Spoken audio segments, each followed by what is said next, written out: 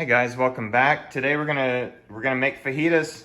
So I've been wanting to show you guys this recipe for a long time. I've already trimmed 3 packages, but I have 2 more packs to go. Basically what you're gonna do is you're gonna open them up and trim the fat from when the store puts it in the package. I'm gonna show you how to do that in just a second. All right, so some of the only ingredients you have, but this is the most important, is your Kikkoman soy sauce. This is very important for the flavor of the fajitas. Next is a seasoned all. It doesn't have to be Morton, but Morton is a good one. Cayenne pepper for a little bit of heat. Garlic powder. Do not get garlic salt, because the reason why we're not going to get salt is because of the seasoned all, and also soy sauce is very salty. Last thing you're going to need is black pepper. But that's all on the grill. We're gonna do all that on the grill with the exception of the soy sauce. This is used to marinate the meat. We're gonna pour it in here once we have all the meat in there. Okay, very important. It has to be skirt steak or flank steak. I think they call skirt steak flank steak in some places. I have no idea, but skirt steak is the original thing that fajitas are made out of. So take the skirt steak out. And as you can see, there's all this white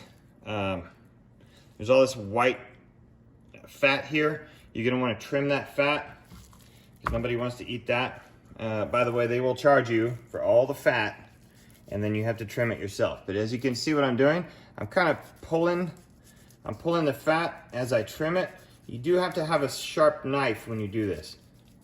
Okay, and then it should come off looking like that. That's a gristly stuff. Okay. Oh, there's 2 in there. All right, you're gonna do that for everything. You don't want all the fat off of there because you're gonna want some of the fat for the flavor and the greasiness of the fajitas. You need the fat for the grease. Okay, but as you can see, they put way too much on there and they leave that gristle. The gristle's that type of fat that I just pulled off of there. You can feel it's kind of slimy.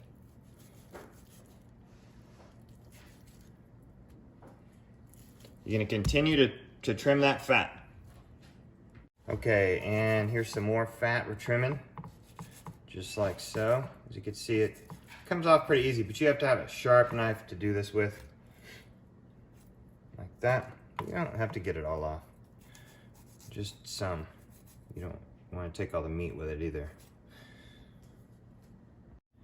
Okay, so it's kind of important you don't over marinate these. So instead of like letting the soy sauce stay overnight or for hours on end, what I've done is I've started the fire outside, and as I started the fire, as you can see, I'm just pouring this soy sauce liberally.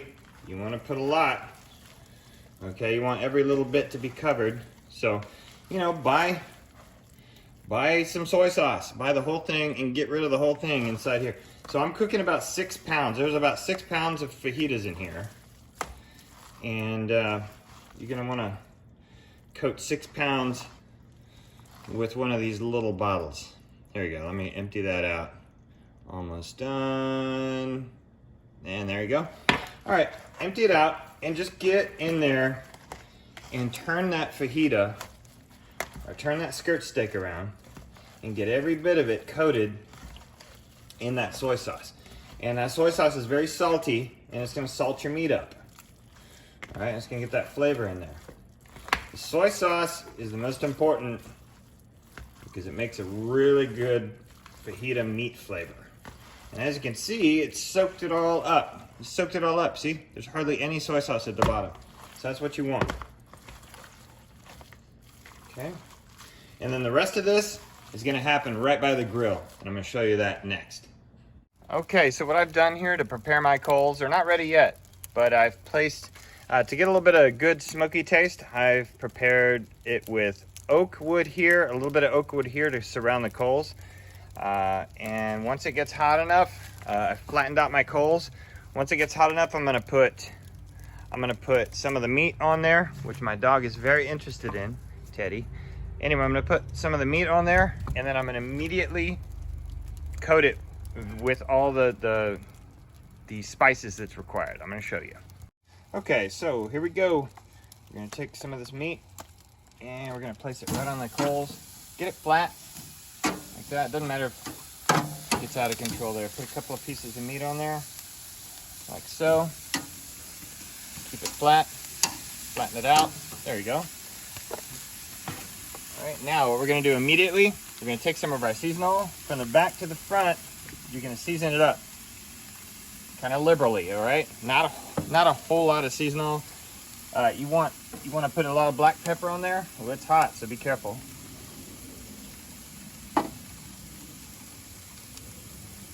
Okay. The most you want to do is this garlic. The garlic makes it taste real good, so put a lot of garlic on there, where you can kind of dust the whole thing. All right, dust the whole one. There you go. Now, a little bit of cayenne pepper. Not too much. You know, if you have kids eating this, you don't want so much cayenne pepper in the way. All right, once you're done with that, I want you to flip it and do it again on the other side. And as you can see, it's already browned a little bit. We're gonna be moving this meat a lot. All right, good. You're gonna do the same thing on the other side. Oh, careful of that fire coming up.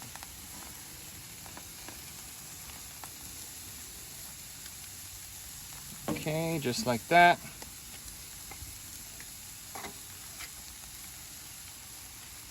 It's hot. Ooh, that's hot. But that's what you want. All right, lots of garlic, okay? A little pepper on there. A little pepper on there. There you go. All right, and then the cayenne pepper's good for one side. You're gonna do the cayenne pepper on one side and be good. All right, you're gonna wanna have it on an open pit like this, but you're gonna be turning it. I turned it over on itself like that. You're also gonna flip it and turn it this way. Just to get it completely covered in heat.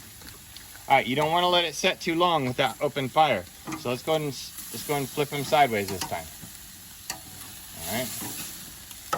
And as you can see, it's starting to redden just a little bit on the edges. Fajitas are quick. Okay, because they're thin and they cook fairly fast.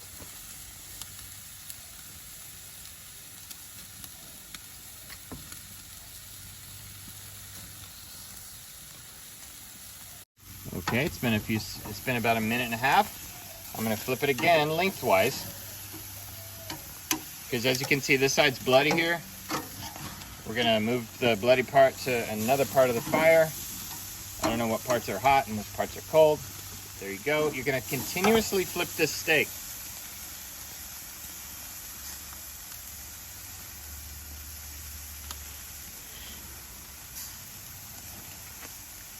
Let it go about another minute on that. I'm going to flip it. We're going to flip it side to side again. I like to go lengthwise and then flip side to side. Lengthwise, side to side. All right, we're going to flip it again. The fire is starting to become more intense. We're going to monitor that because I don't want too much fire on one. I don't want to burn it at all. I just want to get that. What it's going to do is it's going to turn red, have a reddish color. Okay, and I always like to have a cool side of my grill, a cool side.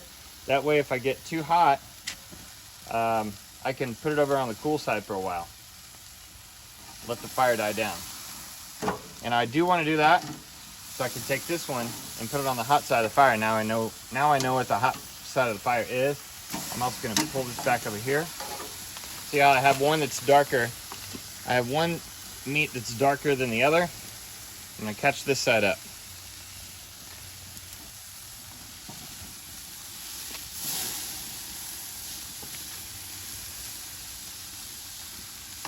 It's all about monitoring.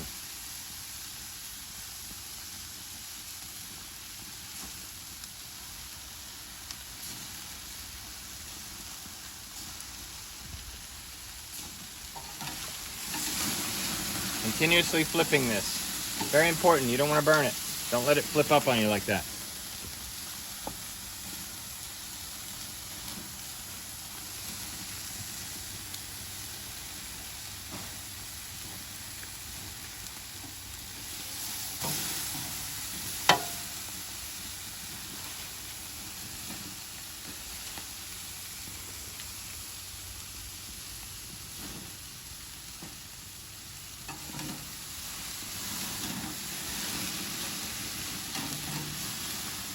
See how the meat's turning like this color? It's not ready yet. But be careful, it's starting to drip. All right, so we're almost done. Flip it 1 or 2 more times. You don't want to turn it crispy. You don't want it on there so long that all the wetness comes out of the meat. But we're almost done. We got a nice red. It looks a little reddish, yellowish from the smoke. Take a look at that. That's pretty good. Okay. Now if I cut that open, it's still going to be a little bit red inside.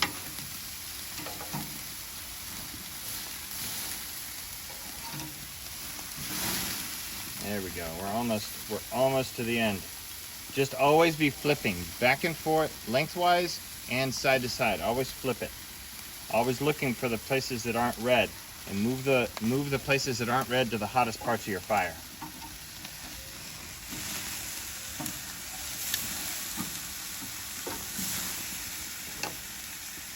And if you forgot which one you flipped last time, lengthwise or whatever, it doesn't matter. At this point, it does not matter. You're just flipping it continually to prevent it from getting too hot.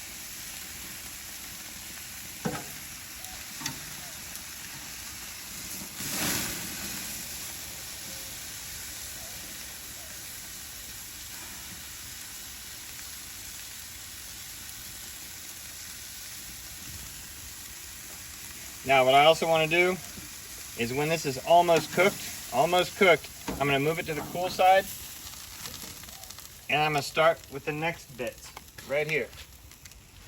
I'm going to start with the next round because I want to keep my fire hot. I don't want to let it burn down. I want to cook all this meat at once. But monitor your fire. Make sure it's not going to go out. Add coals if necessary.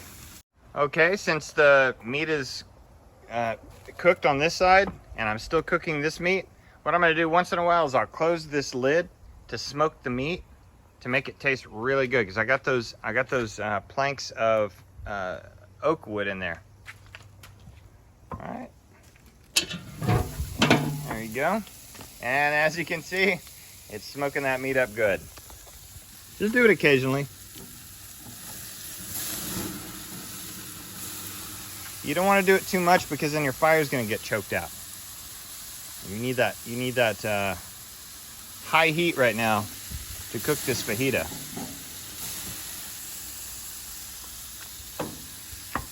Okay, another little round of smoke in here. Just close it down. Putting some final smoke on my last bit. All the other pieces are smoking up nicely. See, they're there. This one's almost done. Everything looks uniform. It's got a little red tint to it. Looking good. Keep that smoke coming.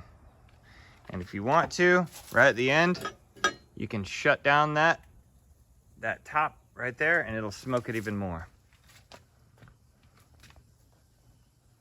Yep, see how it's coming out the edges now? Oh yeah. Okay, everything's done. I'm gonna transfer this to indoors. I'm gonna show you how to cut it, because cutting this meat is extremely important, how you do it.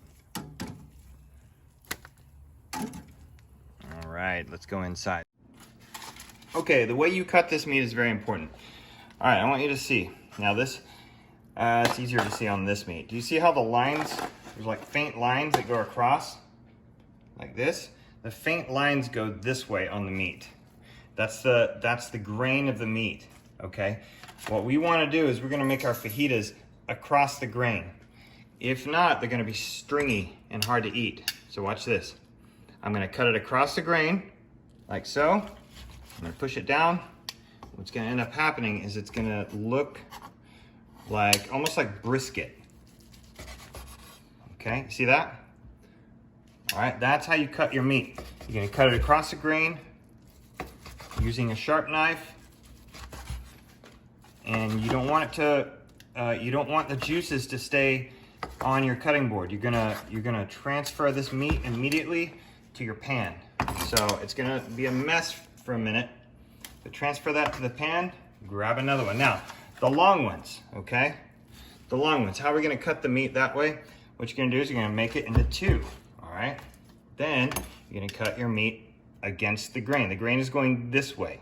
You're gonna cut it against the grain, just like so. And as you can see, it's still tender. You don't want to keep that meat on the grill too long until it turns into jerky. You don't want that. You want to pull it off a little bit early to where it's still juicy. All right, grab that meat, put it back. And keep going against the grain. Against the grain, that's the most important thing. Now look at that meat. Amazing, okay? It's got a little bit of red around it. Really tasty, really tender. And hey, that's my fajita recipe, so you guys enjoy.